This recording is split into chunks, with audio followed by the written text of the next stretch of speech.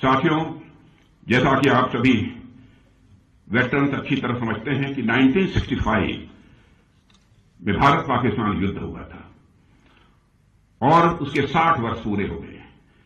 यह diamond jubilee year है, हीरक जयंती वर्ष है।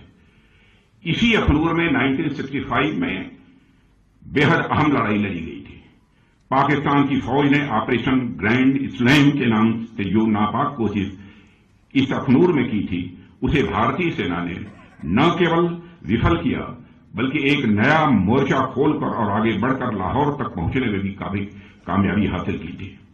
1965 के युद्ध में जंग के मैदान में मिली जीत भारतीय सेनाओं के शौर्य, पराक्रम और यह बलिदान का परिणाम था। आप इतिहास उठाकर देखिए, भारत से हुई हर जंग में पाकिस्तान हारा है, चाहे 1948 में हुआ कबायली हमला हो या 1965 का युद्ध हो या 1971 का युद्ध हो या फिर 1999 का कारगिल युद्ध हो। हर लड़ाई में पाकिस्तान को हार का मुंह देखना पड़ा है। अवैध घुसपैठ और आतंकवाद को हवा देने का काम 1965 के जमाने से लगातार हमारा पड़ोसी देश करता चला आ रहा है। उसकी यही उम्मीद रही है कि जम्मू और कश्मीर में जो हमारे मुस्लिम आबादी के लोग हैं वह पाक फौज के साथ खड़े होंगे, लेकिन उनकी मुराद न पूरी हुई है और न कभी भी वह पूरी होने पाएगी, यह मैं पूरे विश्वास के साथ कह सकता हूं। क्योंकि आपने देखा होगा न तो 1965 में यहां के लोगों ने पाकिस्तान का साथ दिया, न ही आतंकवाद के इस दौर में साथ दिया, बल्कि आतंकवाद से लड़ते लड़ते हमारे कई मुस्लिम भाइयों ने भी अपनी शहादत दी है। मोहम्मद उस्मान को भी मैं नहीं भूल सकता। पहले ऐसे मुस्लिम व सैनिक थे जिन्होंने देश की सीमाओं की सुरक्षा के लिए अपना बलिदान दिया था।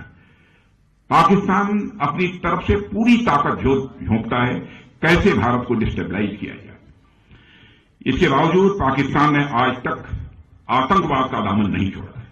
आज भी 80% से अधिक आतंकवादी पाकिस्तान से ही भारत में आते हैं। सीमा पार से जारी आतंकवाद 1965 में ही समाप्त हो गया होता यदि तत्कालीन सरकार ने जंग के मैदान में मिली कई स्ट्रेटेजिक एडवांटेज को बातचीत की मेज पर स्ट्रेटेजिक एडवांटेज में न बदल दिया होता। स्ट्रेटेजिक एडवांटेज हमको मिली थी, लेकिन बातचीत की मेज पर स्ट्रेटेजिक एडवांटेज में हम नहीं बदल पाए। यह आरोप नहीं है, जो हुआ उसके पीछे उस समय उनकी कुछ सोच रही होगी, उसकी चर्चा मैं यहां पर नहीं करना चाहता। साथियों, 1965 के युद्ध में भारतीय सेनाओं ने हाजी पीर पर तिरंगा लहराने में सफलता हासिल की, मगर उसे बातचीत की मेज पर छोड़ दिया गया। यदि न हुआ होता तो शायद आतंकवादियों की घुसपैठ के रास्ते उसी समय बंद हो गए होते, मैं ऐसा मानता हूं। इसकी शुरुआत हमने जम्मू और कश्मीर से धारा 377 समाप्त करके की है।